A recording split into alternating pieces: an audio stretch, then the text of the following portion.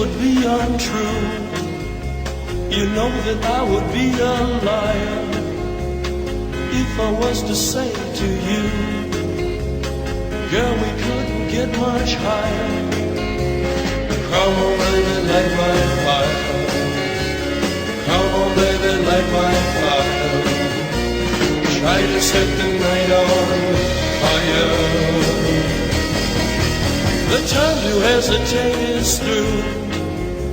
The time to wallow in the mire. Decíamos que en este documental Wormwood se investiga sobre la muerte de Frank Olson, que participaba en el proyecto MK Ultra de la CIA. El proyecto MK Ultra, a veces conocido como Programa de Control Mental de la CIA, fue el nombre en clave dado a un programa secreto e ilegal, diseñado y ejecutado por la Agencia Central de Inteligencia de los Estados Unidos para la experimentación en seres humanos. Estos ensayos en humanos estaban destinados a identificar y desarrollar nuevas sustancias y procedimientos para utilizarlos en interrogatorios y torturas con el fin de debilitar al individuo y forzarlo a confesar a partir de técnicas de control mental.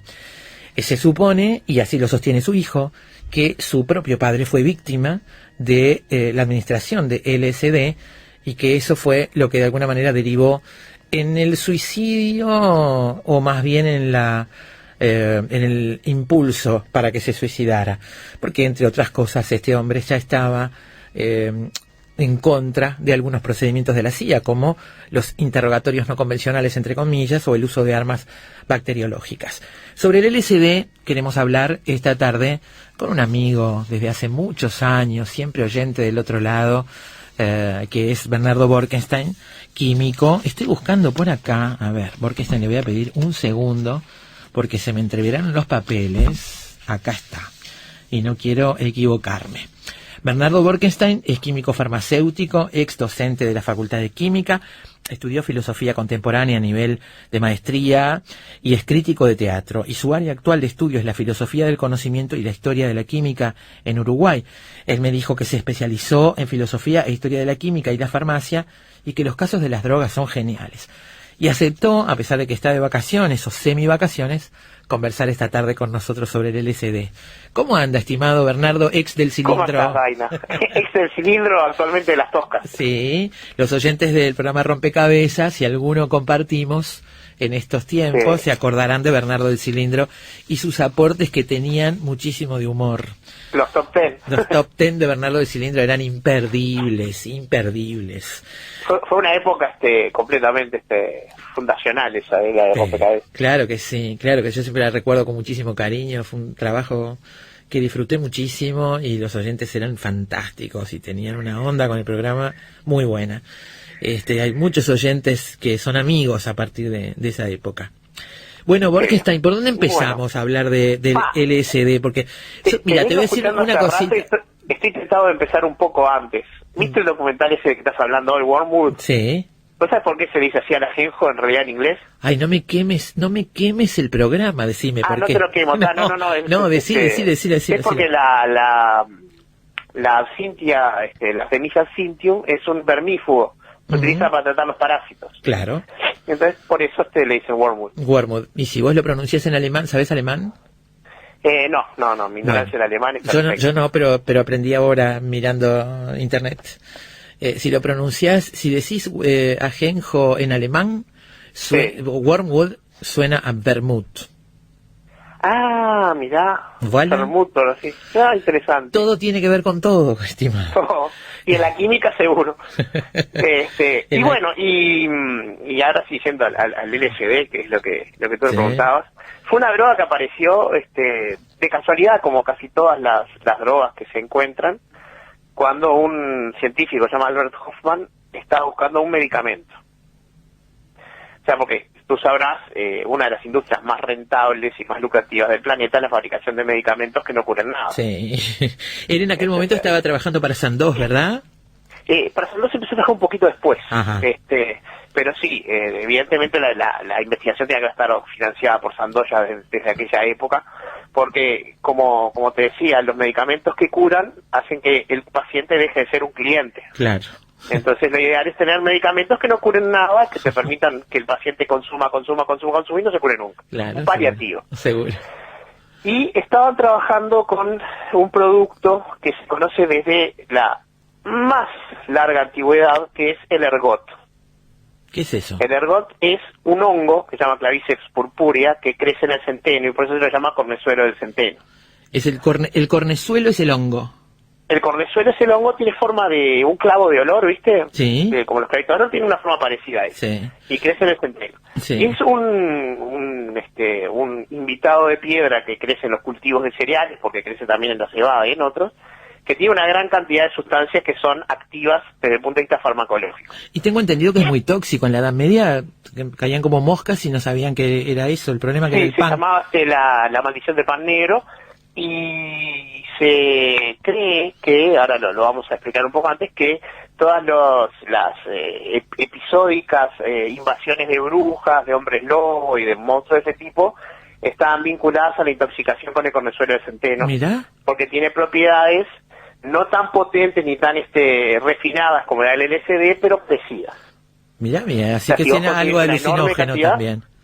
Claro, se supone que la última de todas esas fue la de Salem, Massachusetts, que es posible que haya contribuido a una contaminación de los cereales con cornezuelo. Bien. Entonces, Hoffman estaba trabajando con el cornezuelo para buscar Ahí qué. está. ¿Qué es Bueno, lo que estaba buscaba? buscando productos que pudieran funcionar como lo que se llama analépticos, que es moduladores para arriba del sentido del humor, del sistema nervioso. Ajá. Y él sabía que este producto, el cornezuelo, se utilizaba ya desde la Edad Media como un regulador para bajar las hemorragias luego del parto. Y la droga más exitosa que se consiguió trabajando con cornezuelo del centeno, se utilizó durante la primera mitad del siglo XX, tenía que ver con las hemorragias, y es la ergotamina, que ahora fue sustituida por otras, pero la ergotamina, que es una sustancia, porque el cornezuelo es ergot, entonces ergotamina, voy a decir por qué, justo esto, porque la base erg está en la palabra lisérgico, de ahí viene el nombre Claro. del LSD. Entonces, esta sustancia, que hoy en día tiene un uso muy muy restringido porque fue sustituida por otras, era con la que él estaba trabajando. Él trabajaba con estos alcaloides en particular y, digamos, llegó al ácido lisérgico, llegó a un derivado que está dietilamida, y empezó a ver que tenía un producto que tenía unas características interesantes de disolución de todo, y un día se empezó a sentir un poco mal después del laboratorio, y sospechó que se había contaminado a través de la piel con lo que estaba trabajando, y eso le llamó la atención porque era alerta de posible medicamento. Ujú. Bien, entonces esa base de alerta con la dietilamida ácido lisérgico lo llevó a trabajar, y lo primero que quiso hacer él, es una anécdota que es muy graciosa, se llama el viaje de la bicicleta, quiso probarlo en sí mismo y calculó la dosis por productos similares que él conocía. Hago un paréntesis, Bernardo. Sí. ¿Sabes que yo, repasando las historias de Hoffman y cómo, Ujú. esto que vas a contar ahora, ¿no? De cómo cómo le pegó esas pruebas, recordaba las películas que veíamos cuando niños de los científicos locos, que se administran una sustancia para probar algo y empiezan a tomar nota de cómo se van sintiendo.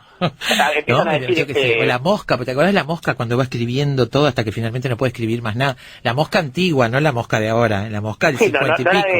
La de Goldblum. No la de Goldblum, la del 50 y pico, de Vincent Price. Exacto.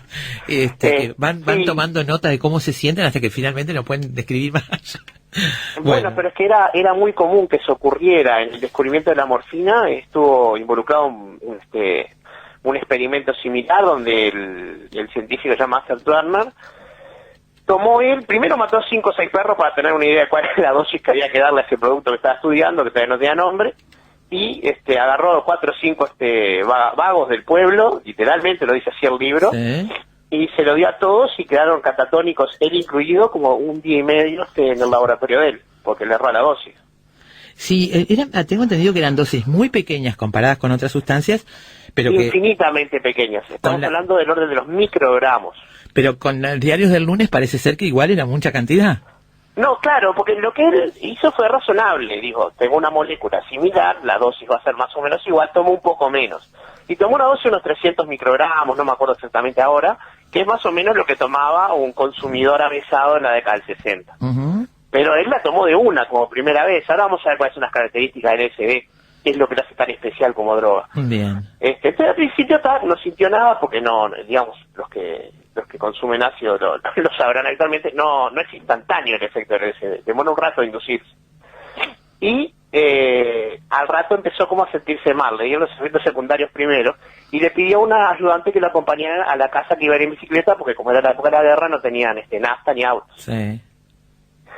Y él cuenta en el libro Cómo descubrió el LSD, que durante el viaje empezó a sentir la visión deformada, era como si mirara el mundo a través de un lente de ojo de pescado, con todas las imágenes distorsionadas, con los colores alterados, y cuando llegó a la casa se fue sintiendo cada vez peor, hasta que tuvo una crisis psicótica, donde empezó a acusar a la vecina de ser una bruja y de querer matarlo. Sí, porque le había pedido leche a la vecina intuitivamente para desintoxicarse. Parece que la vecina apareció con leche y la veía como una bruja, casi la mata, la pobre vecina. La leche es un antitoxicante, un antídoto general para muchos venenos, no para todos, pero si uno no sabe nada, tomar leche es un movimiento que le pareció razonable, y cuando apareció la vecina la empezó a acusar. Sí. Y bueno, al final logró dormirse y al otro día se sentía muy bien. Y ahí empezó a darse cuenta del tema de la dosis y empezó a estudiarlo un poco más cautelosamente. Sí. Porque ¿qué ocurre? El ácido lisérgico tiene varias características, una de las cuales es que no tiene gusto ni olor. Eso es rarísimo en una droga, generalmente los medicamentos son amargos. Uh-huh. La otra que tiene es no genera adicción física. Las peores drogas son las que generan la adicción física y la psicológica juntas. Claro. Y las peores drogas en ese sentido son 3 drogas que son legales y que nadie cuestiona. Sí, el tabaco, el alcohol. La nicotina, el alcohol y la cafeína. Y la cafeína. Las 3 generan dependencia física, o sea, son, desde el punto de vista fisiológico, de las peores, y son las menos, con menos detractores. Uh-huh. Bien, entonces, y el LSD, entonces, volviendo, Hoffman, que él era químico y no era un clínico, el estudio de él lo dejó, digamos, un poco en esta etapa, y después pasó a ser otras personas que empezaron a estudiar las posibles aplicaciones. Sí, él tengo entendido que él lo recomendaba o fue muy defensor para aplicación en el área del psicoanálisis, en la psicoterapia, ¿no? Claro, porque ¿qué ocurre? Para abrir las puertas de la percepción. Dijera, ¿cómo se llama el de Mundo Feliz? Huxley. Sí. Exacto, sí, el tema de esas drogas que él estaba buscando, de la apertura de las puertas de la percepción, que permitían los estados de conciencia para, por ejemplo, eliminar represiones y ayudar en tratamientos de tipo psicoterapia, Uh-huh. era una droga que se buscó durante mucho tiempo y al final se abandonó, porque esas drogas nunca se lograron. Básicamente lo que en algún momento había una idea era que se podía conseguir el soma, la droga que Huxley plantea en Un Mundo Feliz, Sí. que 1 gramo curaba 10.000 pasiones, y que no tenía efectos secundarios, que no generaba adicción, que no generaba ningún problema, y que podía consumirse gratis como si fuera un caramelo, pero permitía no sentir dolor. Eso rápidamente se abandonó porque vio que cada droga que aparecía tenía así efectos secundarios y problemas asociados, e incluso generó todo un área que es la bioética, ¿verdad? Claro. O sea, ¿qué se debe hacer o qué se puede investigar incluso? Claro. Este Por hombre ejemplo, nunca pensó que iba a ser revolucionario entre la juventud, en la psicodelia, el amor libre, el Exacto. movimiento hippie, los músicos más famosos de la época, ¿no? No, claro, pero lo que pasa es que justamente no se lo imaginó porque casi ninguno de los descubridores de medicamentos de esto podía llegar a imaginar ese tipo de repercusiones. Porque el LSD fue un boom en la década del 60, en la época, digamos, lo que llamas tú, efectivamente, de la psicodelia, porque sus acciones resultaron ser cualquier cosa menos lo que Hoffman podía predecir. Él estaba buscando algo parecido a un antidepresivo. Y esta droga se une a los mismos receptores que se unen los productos que hoy día conocemos como antidepresivos, que tienen que ver con el ciclo de la serotonina, pero se une a uno tan específico que solamente actúa en otros efectos. No permite obtener esos resultados, porque además de todo lo que hemos dicho hoy, de efectos muy rápidos. Al otro día no queda en sangre y desapareció el efecto. Es como si no lo hubieras consumido. Uh-huh. A diferencia, por ejemplo, de un medicamento que puede estar 4 o 5 días en sangre y eso contribuye a su eficacia. Claro. Entonces, cuando, digamos, los movimientos hippies, que están muy vinculados porque son herederos de los consumidores de ajenjo. Claro. No sé si ahora estoy hablando de la verde o si vas a hablar claro, más tarde. claro.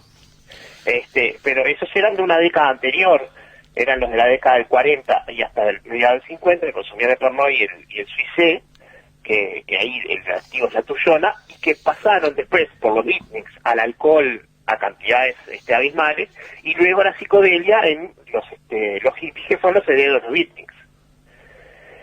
Entonces, cuando aparece el LSD en ese uso, todo el movimiento de artistas y bueno, todo lo que Ahora, sabemos, antes de llegar a los artistas y al uso del público en general, digamos, había pasado por consultorios psiquiátricos y... Todas las drogas, la cocaína, todas pasaron por consultorios psiquiátricos. Y de ahí al público, digamos, del ámbito médico a un ámbito... Sí, porque lo que pasa es que en muchos países del mundo este tipo de drogas se podían comprar en la farmacia sin ningún tipo de control específico. El control de psicofármacos apareció mucho después. Entonces, simplemente si el boticario no tenía, te lo vendía. Bastaba con que un médico lo hubiera prescrito, y eso ya sabemos que hasta el día de hoy es sencillo. Sí. El laboratorio tuvo algunos, en algún momento, te lo pregunto, porque en algún lado leí la información, el laboratorio Sandoz tuvo en algún momento problemas por los suicidios y que se cometieron también bajo el influjo del Exacto, LSD. porque el LSD tiene un efecto que se llama psicomimético, que quiere decir que produce un síntoma que es parecido a un brote psicótico. Entonces, en algunas personas propensas a este tipo de efectos secundarios puede darle lo que se llama un mal viaje, claro, y que tengan un brote psicótico o algo completamente indistinguible clínicamente, pues no es propiamente un brote psicótico, y pueden llegar a atentar contra su vida. Claro. O sea, puede ser que el LSD te dé y te conviertas en Andy Warhol, claro, o que tengas problemas muy serios. Claro. Y ese es el aspecto que le interesaba a la CIA. Claro, sí, seguro. Porque la CIA, como todos los ejércitos de toda la época del mundo, utilizó las drogas con tres finalidades. La primera era crear un supersoldado. La segunda era mantener controlada a tu población, y la tercera era volver loca a la población del enemigo. Claro, todo eso con drogas. Todo eso con drogas. Para Por cada ejemplo, cosa de esas hay una sustancia, digamos. Y bueno, los nazis le daban una cajita con anfetaminas a sus soldados para que Claro. pudieran andar 2 o 3 días sin alimentos y sin dormir. En la guerra de Vietnam también les daban drogas, por supuesto. Y bueno, y la CIA, que digamos, la CIA y la KGB inauguraron una nueva era en el espionaje a nivel planetario. Empezaron a trabajar con el tema de la tortura, el interrogatorio y ese Claro. tipo de cosas, y ahí les servía mucho el LSD, porque el LSD baja las inhibiciones. Claro. Esto es un tema interesante de ver con el alcohol, por ejemplo. Tú sabes que el alcohol es una bebida que es solamente depresora. El alcohol solo tiene una acción y es deprimir el sistema nervioso central. Pero lo primero que deprime son los centros inhibitorios, entonces lo primero que te deja es sin inhibición. Ujú. Entonces, por eso parece un estimulante, porque al no estar inhibido vos sentís un efecto eufórico. Claro. Entonces, este efecto en el LSD es mucho más importante que en el alcohol, entonces la gente se desinhibe y empieza a hablar sin ningún tipo de limitaciones. Bien. Pero no funcionaba con los agentes entrenados, porque ellos tenían una resistencia mucho más fuerte y aparte preparada para ese tipo de cosas. Entonces, cuando empezaron a usar estas drogas más suaves, como el suero de la verdad, no le funcionaba. Por eso terminaban usando el fenobarbital, que era una droga mucho más Claro. brutal en su efecto. Claro. Entonces, El pentobarbital. en resumidas cuentas, el LSD, los efectos que produce, tú decías, bueno, no actúa enseguida, demora en actuar, y empiezo, Claro. leo, por ejemplo, un párrafo de Hoffman. Los objetos e incluso la forma de mis compañeros parecían tener cambios ópticos. Me fui a casa a descansar. La luz era tan intensa que molestaba. Corrí las cortinas y me sentí en una especie de estado ebrio. Al cerrar los ojos, coloridas figuras aparecían y se desvanecían frente a mí. Después de 2 horas el estado fue desapareciendo y me entró un gran apetito. Y en otra parte cuenta que los sonidos provocaban también alteraciones en la imagen, en lo que veía o en lo que con los Se ojos llama cerrados sinestesia, percibía, sí. Entonces, ¿cómo podemos definir o contar estos efectos del LSD? Bueno, te cuento. Los efectos del LSD actúan a nivel del centro que interpreta los sentidos. O sea, uno de los grandes problemas que tiene la filosofía desde Kant para adelante, y desde Descartes también, es saber qué es el mundo real, dado que lo percibimos a través de los sentidos y los sentidos son engañables. Claro. Entonces, este LSD ataca directamente la parte del cerebro que se encarga de interpretar los datos sensoriales y como que la mezcla. Entonces ocurre, por ejemplo, tiene efecto enteógeno que te permite ver entidades que no están ahí. Esto lo comparte, por ejemplo, con la ayahuasca y con la mescalina y la psilocibina de los hongos. Los famosos cucumelos se la crió la psilocibina. Pero ¿qué ocurre? El LSD es 1000 y hasta 10.000 veces más más potente que esas drogas. Además es, como ya dijimos, un analéptico, o sea que mejora un poco el estado de ánimo. Y como altera este tipo de percepciones, el cerebro, que no está dormido porque lo que no es un hipnótico, trabaja con muy buen ritmo, pero con percepciones sensoriales alteradas. Y eso era el efecto que le gustaba tanto, bueno, a los consumidores de tipo beatnik, ¿no? Claro. Y psicodélico. Sí, incluso que muchos de ellos decían que los ayudaba a crear, ¿no? Pero es que probablemente lo hiciera, Sí. Yo no digo que sea la mejor forma, pero indudablemente algo de eso debía haber porque da una forma distinta de la visión. Estos efectos sinestésicos y de visión alterada, distorsionada, se reflejan luego en la obra. Bueno, la escritura de muchos de esos autores está muy patente, ¿no? Sí, sí. Y bueno, en las artes plásticas, en el cine, claro, muchas veces, ¿no? Bueno, sí, claro, los movimientos psicodélicos en las imágenes de esa época son geniales. Claro. ¿No? Bernardo, ¿qué pasa hoy con el LSD? Bueno, hoy el LSD básicamente está relegado a ser una droga de consumo ilegal. O sea, hoy en día se vende en cesitos o en pequeños cartoncitos para consumir bajo la lengua a través del narcotráfico. Solamente, solamente como sí, como droga, bueno, digamos, no tiene un uso médico hoy en ningún lado registrado ni nada. No tiene uso médico en Uruguay seguro, no tiene uso médico que yo conozca en el resto del mundo, y si la CIA la está usando no nos va a contar. No, eso pero claro, no. Pero probablemente tenga drogas mucho más más duras, se han creado fármacos de diseño mucho más específicos y mucho más indetectables, o sea, es una droga vieja, por decirlo de alguna manera. Sí, claro. O sea, como que el uso cultural es el que le va quedando. Claro. Y sigue manteniendo eso de que no, digamos, no da resaca, no genera todos esos problemas, pero también es cierto que no es una droga de tanto consumo en Uruguay como por ejemplo puede ser la marihuana o la cocaína. Claro. Que son las principales problemáticas en este país, ¿no? Es problemática en el sentido de que hay un consumo ilegal. No quiero tomar partido en cuanto a lo que se consume en realidad. Me refiero a que hay un mercado ilegal que lucra con eso. Claro. Pero en Inglaterra sí, y en Estados Unidos también hay un consumo importante, ¿no? O sea, lo que se llama el tripping es muy común y es bastante... vive y lucha, digamos. Está asociada hoy a una gran probabilidad de adicción, pero decías que no genera adicción física. Física. Lo que genera la adicción psicológica. O sea, si me sentí tan bien que quiero volver a sentirme así. Sí, y tiene otro problema, porque no genera adicción, pero sí tolerancia. Entonces tú tenés que tomar cantidades cada vez mayores. O sea, otras drogas no generan tanto el efecto de tolerancia, aunque generen la adicción física. ¿Y efectos adversos en el organismo? Y los psicológicos, las personas con propensión pueden tener esas crisis psicóticas y los brotes esquizofrénicos que son realmente feos de vivir y feos de que te pase con alguien al lado y no saber qué hacer, ¿no? Claro, sí, claro. Seguramente. Sí, básicamente, si me preguntás, es una droga que yo no consumiría. No así la Genjo, que es otra cosa, pero digamos, salvo que a mí me garantizaran que no me iba a pegar mal en ese lado, yo respetaría el problema ese. Y sí.